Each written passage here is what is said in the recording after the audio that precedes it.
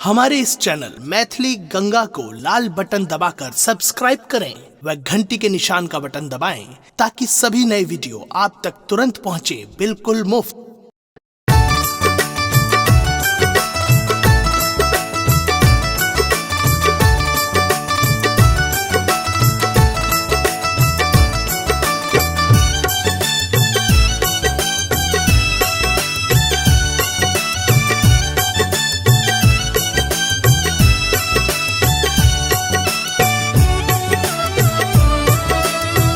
अपने सुन रहल छी गंगा कैसेट के प्रस्तुति।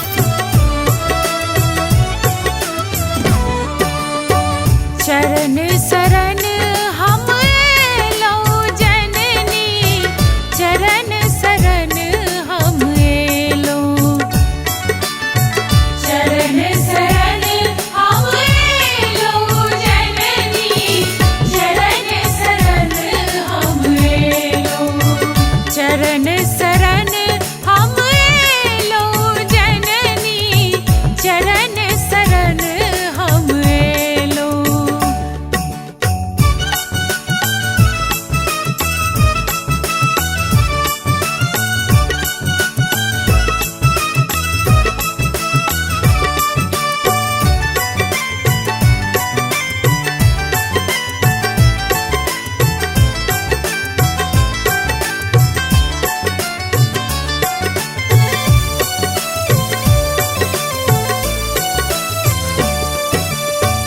बहुत सुजनी अपने के पुत्र माँ,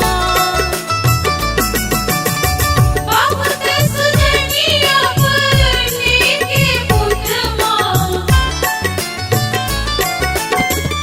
एक अधम हम भेलौं जननी, चरण शरण हम एलौं, चरण शरण हम एलौं जननी, चरण शरण हम एलौं।